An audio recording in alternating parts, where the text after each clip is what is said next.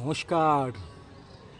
আজ বাংলাদেশকে মেরে তক্তা বানানোর জন্য আমাদের সব ব্যাটসম্যানরা কিন্তু তৈরি। এই মারাত্মক এই ধ্বংসকারী ব্যাটসম্যানের পাশাপাশি আর একজন কি বলার নিয়ে এসেছি আমরা, জানেন কে বলুন তো? আমাদের ময়ঙ্ক যাদব, যে ক্রমাগত 150-র উপরে বল করে। বাংলাদেশে ব্যাটসম্যানদের তো হাত পা এইভাবে কাঁপছে মনে হয়। চলুন আগে তাদের আমাদের Abhishek Sharma, 42 sixes this season. Can you imagine?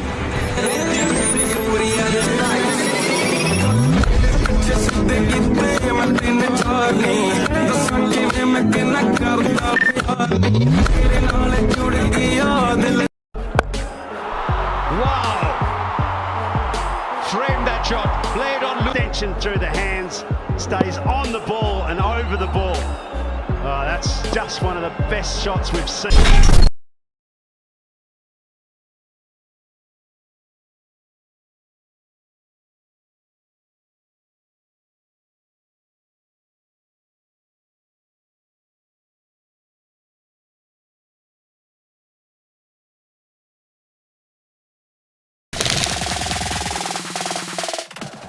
हाँ ये छक्का है, अच्छा शॉट ये, और मैच जीत गया ये। एक और छक्का, रिंकू सिंह की जबरदस्त बल्लेबाजी। দেখলেন তো বাংলাদেশি বাইরা কি চারটা হাতিয়ার। প্রথমে কেডা আমরা ময়ঙ্ক যাদব কি পেয়েছে বল ছাড়া, দেখছেন? ঘরোয়া ক্রিকেটের মধ্যে খুব কম মেসি খেলছে, কিন্তু কিল্লা আমরা ভারতীয় ব্যাটসম্যানদের মনে একটা আতঙ্ক সৃষ্টি করে রাখছে, যেটা আইপিএলে দেখা গেছে। এখন আপনার মনে কিন্তু সে আতঙ্ক বিরাজ করতেছে, জানি। তারপরে ও মা গো লাস্টি কেডা, এটা দেখছেন নি? মারাত্মক ব্যাটসম্যান কিন্তু অভিষেক শর্মা। গত সিজনে 42টা ছক্কা মারছে, সবচেয়ে বেশি ছক্কা তার। এই অভিষেক শর্মা কিভাবে যে মারবো দেখছেন নি? জিম্বাবুর লগে কিভাবে সেঞ্চুরি লাগাইছে, তার হাত থেকে বাঁচছে। আর কে আইব দেখছেন নি? আমাদের 360 সূর্য কুমার, যার স্কুপ খুবই বিখ্যাত। স্কুপ শটটা যদিও দেখাইছি না, কারণ আপনারা লেগে রাখছি, সরাসরি এটার এক্সপিরিয়েন্স নিয়েন। ঠিকঠাক খেলে দেখবেন, মাঠের চারোদিকে দেখবেন রান করব। তারপরে কে আইব আমরা ধোনির পরে কেউই যদি ভালো হেলিকপ্টার শট খেলে ভারতে, সে হার্দিক পান্ডিয়া। একবার কীভাবে হেলিকপ্টার মেরে দিব, মেয়েরা উড়াই দিব আপনারা সব। তারপরে এখন আমার মধ্যে পৃথিবীর মধ্যে সবচেয়ে বড় ফিনিশার, ভারতের তো সবচেয়ে বড় ফিনিশার এই পৃথিবীর মধ্যে দেন। এক বলে 1 লাগলে, এক বলে 2 লাগলে, এক বলে 4 লাগলে, এক বলে 6 লাগলো যে ফিনিশ করতে পারে, সে one and only Rinku Singh.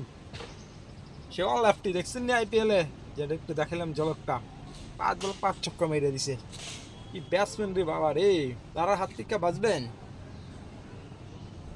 এই দেখেন, এই 4 জন ছাড়া আমার মনে হয় আজকের যে 11-এ থাকতে পারে। দেখেন, প্রথম হইতেছে আমরা অভিষেক শর্মার সাথে সঞ্জু স্যামসন। 3 নম্বরে আইব সূর্য কুমার 360। 4 নম্বরে মনে হয় নীতিশ রেড্ডি আইতে পারে, যেহেতু শিবম দুবে বাদ গেছে। শিবম দুবের জাগাত মনে হয় নীতিশ রেড্ডি। 5 নম্বরে আইব হার্দিক, 6 আইব রিয়ান পরাগ, 7 নম্বরে আইব রিঙ্কু সিং।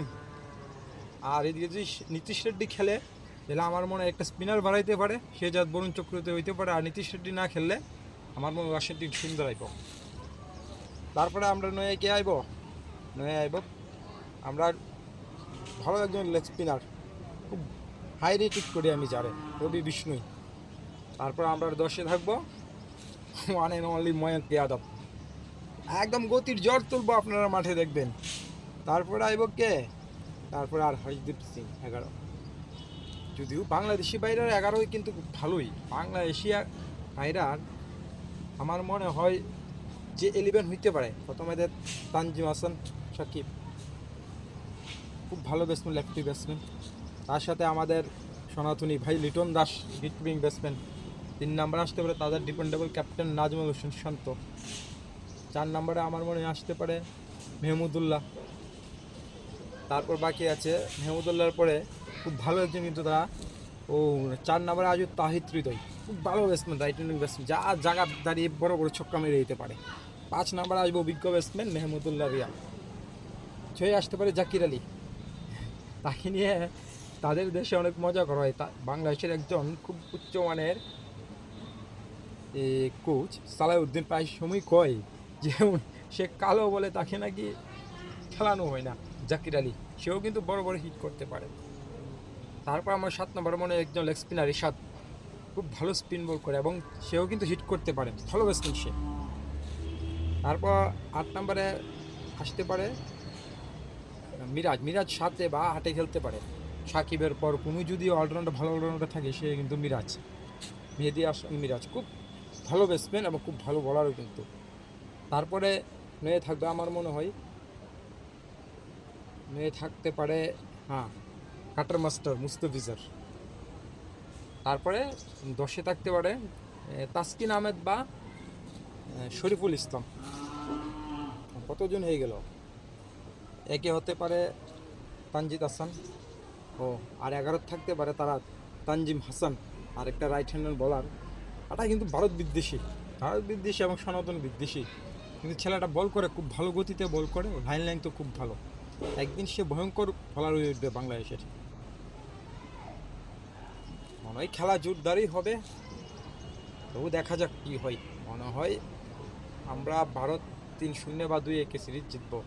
নাজমুল হোসেন শান্ত যে বলেছে তারা অভিজ্ঞ প্লেয়ারদের নিয়ে সিরিজ জিতবে, সেটাকে ভুল প্রমাণিত করে আমাদের ব্যাটসম্যানরা দেখবেন খুব সহজে রান করবে, আর বলাররা খুব তাড়াতাড়ি তাদের